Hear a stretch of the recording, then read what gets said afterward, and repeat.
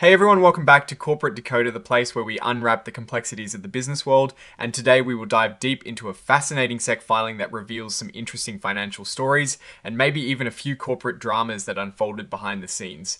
Make sure you are subscribed because we are about to decode this for you. Also, if you want to join a community of fellow corporate curious minds, our Discord link is in the description below. Alright, so what we have here is a tailored shareholder report for several Gotham ETFs. Think of it as a yearly checkup for these investment funds. They are telling us how they did financially over the past year up to the 30th of September 2025.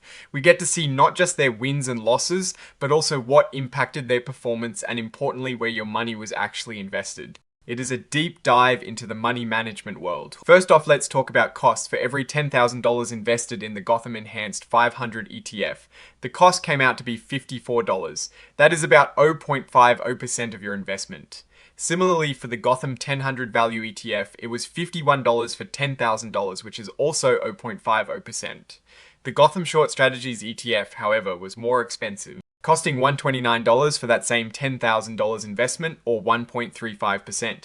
This tells us that managing certain types of funds, like the short strategies, one with its more complex approach, can indeed cost more. Now, for the really juicy part, the performance, imagine you put $10,000 into the Gotham Enhanced 500 ETF on the 28th of December 2020. By the 30th of September 2025, that $10,000 has grown to $18,936. That is a pretty good return. However, if you had simply invested that same $10,000 into the S&P 500 index on the same day, that money would have grown to $19,218. So the Gotham fund basically lagged its benchmark index. For the Gotham 1000 Value ETF, which started operations in June 2022, that $10,000 investment grew to $13,427 by September 25. Now, if you had chosen the Russell 1000 Value Total Return Index instead, your $10,000 would have become $13,676. Again, the fund underperformed its primary benchmark. Even more strikingly for the Gotham Short Strategies ETF, starting from scratch in 2015 with $10,000, it has dwindled down to just $7,459 by September 2025. Meanwhile, a simple investment in the S&P 500 would have ballooned to over $41,000. This paints a clear picture. These funds are not outperforming their benchmarks. And in the case of the Short Strategies Fund, it has been quite a drag on investor capital. Looking at the last year specifically, the Gotham Enhanced 500 ETF returned 17.01%, while the S&P 500 returned 17.60%.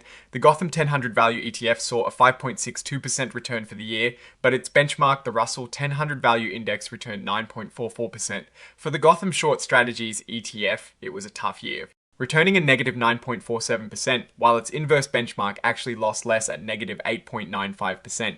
This consistency of underperformance across multiple funds suggests a systemic issue rather than just a bad year for one fund. So what made these numbers tick for the Enhanced 500 ETF? Information Technology and Communication Services were the biggest boosts, contributing positively to performance. However, healthcare acted as a drag, reducing the overall returns.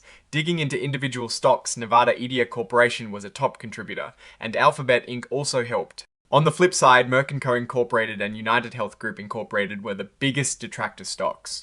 For the 1000 Value ETF, consumer discretionary and industrial sectors were the main positive drivers, while consumer staples and healthcare pulled the performance down. Kinross Gold Corporation and Western Digital Corporation were standout positive stock performers, while Centene Corporation and Conagra Brands Incorporated were the laggards. Now let's look at what these funds actually held for the Gotham Enhanced 500 ETF. The top holdings as of the 30th of September 2025 are dominated by tech giants. Microsoft Corporation represents 7.4% of the net assets, Nevada Edia Corporation a significant 6.9%. And Apple Incorporated follows at 6.2%. Alphabet Incorporated Class A, Amazon.com Incorporated, and Meta Platforms Incorporated Class A are also major holdings. This concentration in a few large tech names is typical for an S&P 500 tracking fund, but it also means the fund's performance is heavily tied to the fortunes of these few mega cap companies. The sector breakdown shows tech, hardware, and semiconductors at 0.21%, media at 0.122%, and software and tech services at 0.108%. Wait a minute, these percentages look very small. The filing indicates these are percentages of total net assets. Looking at the actual dollar values, it reinforces that these top tech companies are the dominant forces in the portfolio's value. Turning to the Gotham 1000 Value ETF, its top holdings tell a different story, reflecting a value investing approach. Primoris Services Corporation is listed at 0.6% of net assets, followed by Kinross Gold Corporation, also at 0.6%, Western Digital Corporation. Newmont Corporation, and Paramount Skydance Corporation Class B are also among the top holdings, each representing 0.6%. This portfolio is more diversified across different industries compared to the Enhanced 500 ETF, with healthcare at 0.146%, insurance at 0.101%. and consumer staple products at 0.097% being leading sectors. The Short Strategies ETF has a very different picture, which is expected given its objective.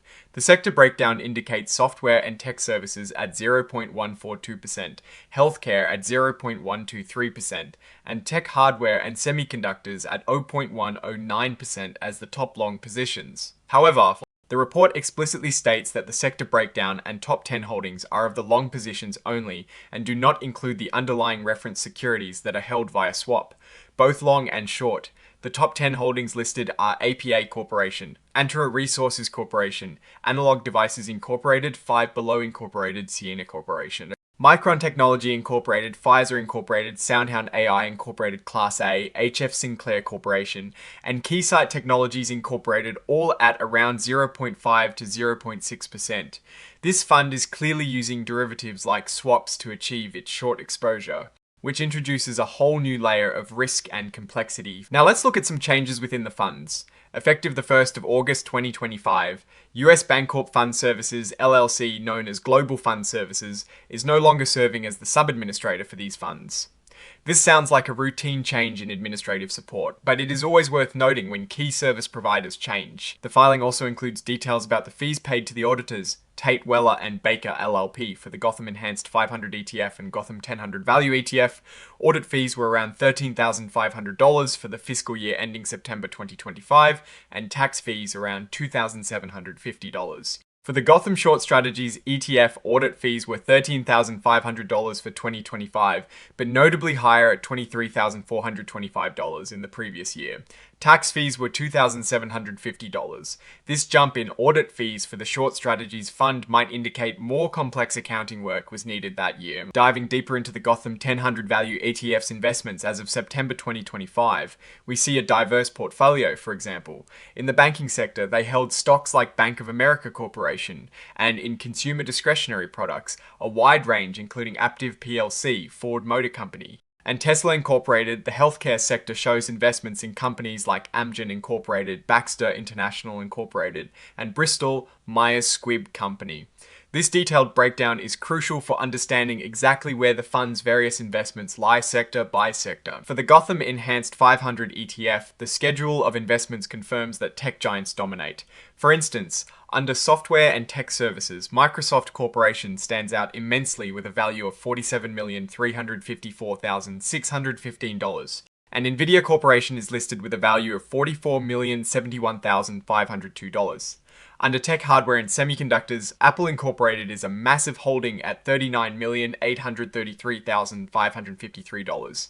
These numbers clearly show how heavily weighted the fund is towards these few tech giants. Now, for the Gotham Short Strategies ETF, the schedule of total return swap contracts is where the real action is for its short strategy. We see numerous entries for swaps with counterparties like Morgan Stanley, for example. There is a swap referencing Accenture plc where the fund receives payments with a notional value of $11,590 and a value appreciation of $474. Conversely, there is also a swap referencing Algonquin Power and Utilities Corporation where the fund receives payments but has a depreciation of $661.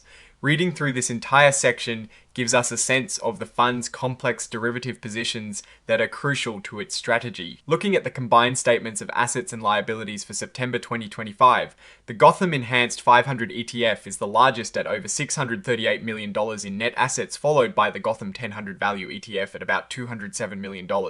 And the Gotham Short Strategies ETF is the smallest at nearly $13 million. This size difference itself tells a story about investor interest and the success of each fund's strategy. The breakdown of net assets shows that for the Gotham Enhanced 500 ETF, paid-in capital accounts for most of the value, indicating fresh investments, while total distributable earnings contribute significantly to showing profits. For the Gotham Short Strategies ETF, it's a bit of a different story, while paid-in capital makes up a large chunk. The total distributable earnings show a substantial loss which aligns with its negative performance discussed earlier. It highlights that the fund has lost money over time, and it is reflected in its capital accounts. The financial highlights section gives us a per-share view for the Gotham 1000 Value ETF. We see that for the year ending September 2025, the total return from investment operations was $1.37 per S-share, but after distributions, the net asset value increased. However, the total return on investment operations for the period ending September 2022 was negative $3.32 per S-share. This section is key to seeing how the per-share value of an investment has evolved. For the Gotham Enhanced 500 ETF, the total return from investment operations for the year ending September 2025 was a healthy $5.33 per S-share, contributing to a strong annual return of 17.01%.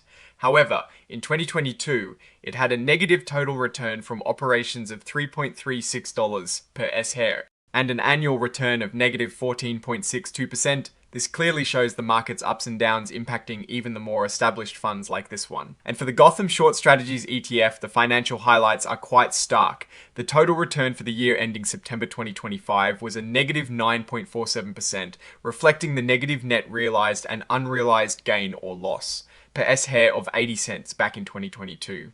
It had a surprisingly positive total return of 55.96%, likely due to a favorable market condition for its strategy at that time. The expense ratio for this fund at 1.35% after waivers is also significantly higher than the other two funds, which it needs to overcome just to break even. Let's look at those risks because they are super important. For the Gotham Short Strategies ETF, there is a big deal about counterparty risk. This means the fund is making bets using derivatives, and if the other side of that bet, the counterparty like a bank, goes belly up, the fund could lose a lot of money. They also mentioned database error risk, which is pretty funny, implying that if their fancy computer systems have errors, it could mess up their investment decisions. Then there is derivatives risk, which is always a big one with funds that use these complex instruments. Leverage risk is also a major concern, meaning that when the markets move against them, their losses can be amplified. And for the short strategies ETF specifically, they highlighted OTC trading risk, meaning trading over the counter without strict regulation can be risky. Finally, the report comes with the stamp of approval from the independent auditors, Tate, Weller and Baker LLP. They express that the financial statements are presented fairly, meaning they've looked them over and give them a thumbs up according to generally accepted accounting principles. They audited the books for all three funds. So, what is the overall story here? The Gotham Enhanced 500 ETF and the Gotham 1000 Value ETF are struggling to beat their benchmarks, which is a key job for an ETF. The Enhanced 500 ETF is heavily concentrated in tech, making it vulnerable to tech sector downturns, and it has underperformed the S&P 500. The 1000 Value ETF is also trailing its benchmarks and peer group. The real concern though is the Gotham Short Strategies ETF.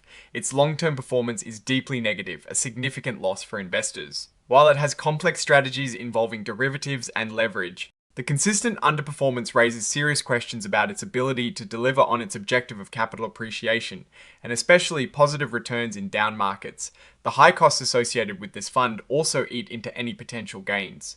Given these filings, it is clear investors in these Gotham ETFs, especially the short strategies one, might want to look very closely at their performance and consider if the fees and risks are justified by the results.